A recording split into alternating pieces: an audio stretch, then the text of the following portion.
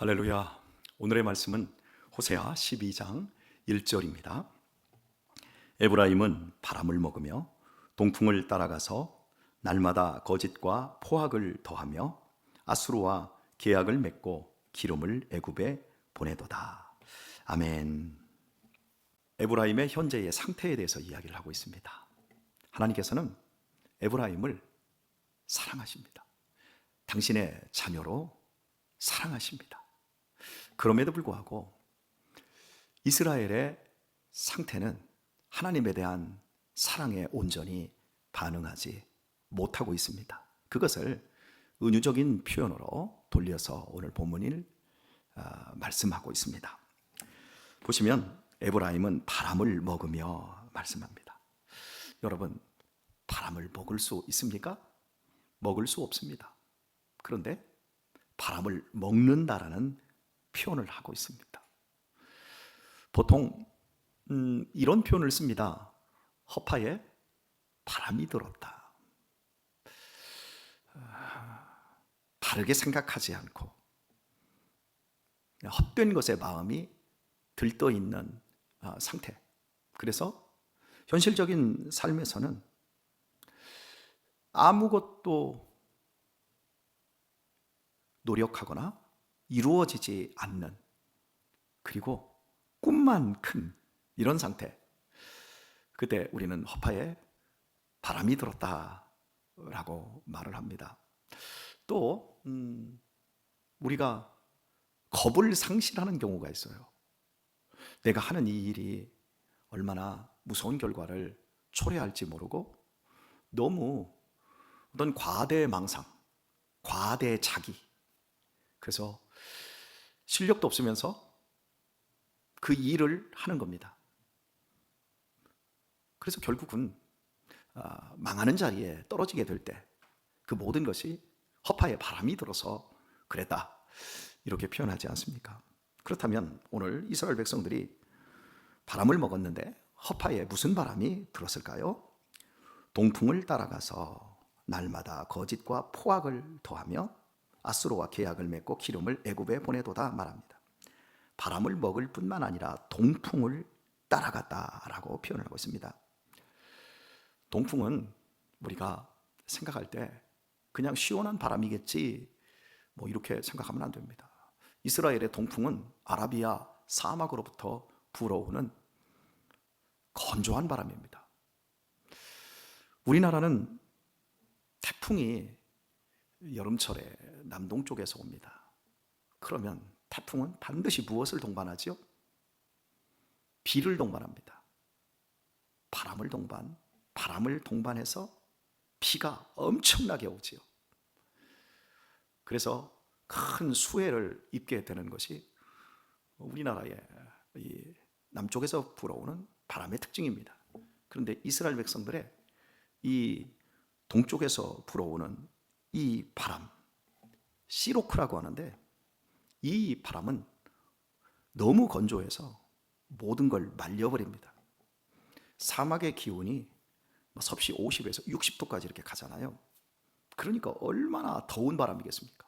그리고 사막은 습기가 없습니다. 건조하고 아주 더운 바람이 동쪽으로부터 불어오면 이스라엘의 식물, 이런 것들은 다 발라 고사가 되어져 버립니다. 그래서 우리가 찬양할 때 사람을 보며 세상을 볼 때 만족함이 없었냐 할 때 동남풍아 불어라, 서북풍아 불어라, 이렇게 할 때 이스라엘 백성들이 만약에 동남풍아 불어라 이렇게 듣는다고 하면 굉장히 화를 낼 겁니다. 그들의 바람은 서북쪽에서 불어야 됩니다. 왜냐하면 서북쪽에는 지중해가 있기 때문에 지중해에서 습기를 많이 머금은 바람이 들어오면 비가 내리고 땅이 촉촉해질 수 있으니까요. 말씀드린 대로 시로크, 동남쪽에서 불어오는 바람은 모든 것을 다 말려버립니다. 그러니 그 바람이 불었다. 그럼 이스라엘은 초긴장 상태에 빠질 수밖에 없는 거죠. 그리고 이 바람이 동쪽에서 불어와서 이스라엘을 지나서 지중해까지 나아가게 되면 지중해에 큰 바람을 일으킵니다. 건조한 바람임에도 불구하고 바람의 세기는 우리나라가 겪는 태풍의 바람, 이런 폭풍의 바람과 다를 것이 없기 때문에 이 건조한 바람이 지중해로 나가면 배들을 다 뒤집어 파손하게 합니다. 말려버리고 파괴하는 바람, 이 동풍, 이 동풍은 피해야 됩니다. 그런데 이스라엘이 동풍을 따라가서 말합니다. 따라가서 미련한 거죠. 피할 것을 피하지 못하고 그걸 쫓아다니는 거예요. 그래서 날마다 매일같이 말합니다. 거짓과 포악을 더하며, 이스라엘 백성들이 상태가 거짓과 포악을 더한다는 거예요. 날마다 거짓말하면서 재물이나 취하고 자기의 쾌락이나 더하고 포악, 온갖 나쁜 짓을 해서 자기에게 성공을 가져다 주고 자기에게 축복을 가져다 준다면 무슨 짓이든 하는 이런 상태, 이게 현재 이스라엘 백성인데, 자, 이렇게 바람을 먹고 동풍을 따라다니며 거짓과 포악을 행하는 백성이 하는 구체적인 행동이 뭐냐면 아수르와 계약을 맺고 기름을 애굽에 보내도다 말합니다. 한마디로 양다리를 놓고 있다라는 얘기입니다. 아수르와는 이 계약을 맺었어요. 당시에 아수르의 살만 에셀 왕은 정말 무시무시한 제국주의자였고, 주변의 나라들을 공격하고 주변의 나라들을 이제 다 초토화시키는 이런 침략자였습니다. 이스라엘은 이 아수르에게 계약을 맺는 겁니다. 우리는 당신의 신하의 나라가 되겠습니다. 그리고 앞으로 당신에게 충성을 다하겠습니다. 계약을 한 거예요. 그리고는 남쪽에 있는 애굽에게 기름을 갖다 주는 거예요. 여기서 기름을 가져다 준다는 의미는 조공을 바쳤다는 겁니다. 계약을 맺은 당사자 아수르에게 조공을 갖다 바치지 않고 남쪽에 있는 애굽이라고 하는 고대로부터 강자, 이스라엘 백성들이 늘 의지하고 또 이스라엘 백성들에게 원수와 같았던 이 애굽이라는 나라에 조공을 갖다 바치면서 이쪽에서는 말로 사바사바하고 또 이쪽에 와서는 뇌물을 가져다 주면서 사바사바해서 자기의 위치를 지키려고 한다는 겁니다. 하나님께서 어제 아침 우리가 보았던 것이 무엇이었습니까? 하나님께서 이스라엘 백성들에게 요구했던 말씀이 무엇이었습니까? 너희 하나님께로 돌아와서 인애와 공의를 지키며 항상 너희 하나님을 바라볼지니라. 너희 나라가 안전한 나라가 되기 위해서는 나를 바라봐야 된다. 이 나라가 잘 살고 이 나라가 평화로우려면 나를 바라보고 인애와 공의를 행해야 된다. 거짓과 포악을 행해서는 안 된다. 하나님이 이렇게 말씀하십니다. 그런데 이스라엘은 하나님을 떠나버렸고 하나님을 바라보지 않습니다. 믿기는 믿는데 현실에서는 양다리를 걸치는 정책을 쓰는 겁니다.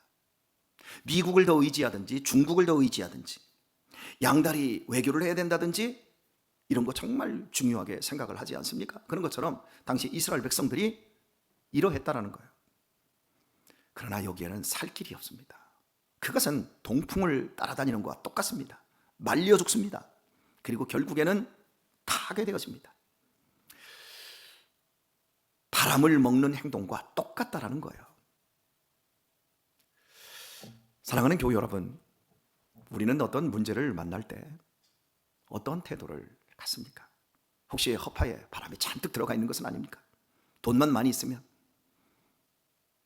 좋은 집에서 살 수 있다면, 내 자녀들이 좋은 직장에 들어가서 남부럽지 않게 살 수 있다면 그것이 행복이고 그것이 전부라고 생각하는 이러한 바람을 먹는 마음이 우리에게는 없나요?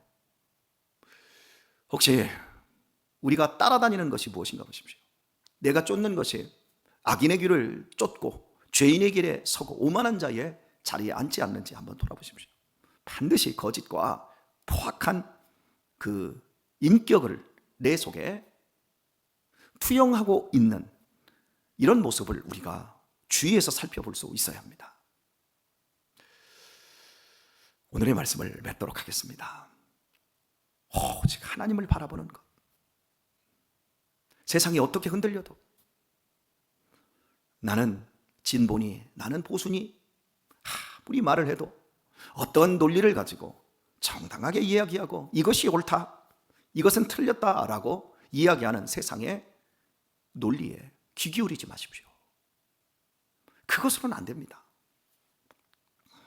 하나님께서 우리와 이 시대와 이 나라와 이 온 세계를 구원하는 그 일은 오직 예수님의 십자가로만 이루어내십니다. 그런즉 사랑하는 교회 여러분, 오직 하나님을 바라보도록 하십시다. 오직 하나님을 바라도록 하십시다. 세상의 바람은 다 말려버리고 파괴해버립니다. 그것은 동풍입니다. 그러나 하나님께서 우리에게 불어주시는 바람은 영풍입니다. 영원한 생명으로부터 오는 영적 바람, 이 바람이 우리의 영혼 속에서 강력하게 불어야 되고, 우리 가정에 불어야 되고, 이 교회 안에 이 영풍이 불어야 됩니다. 그리고 이 나라 이 민족이 영풍에 휩싸일 때만 그 모든 것이 안정되고 그 모든 것이 평화롭고 부유하고 넉넉해집니다. 잊지 마십시오. 동풍이 아닙니다. 하나님의 성령의 바람, 영풍이 불어야 합니다. 이 하루도 영풍을 몰아가시고 영풍으로 모든 난관들을 다 이겨내시고 아름답고 복된 하루를 꼴지어낼 수 있길 예수님의 이름으로 축원합니다.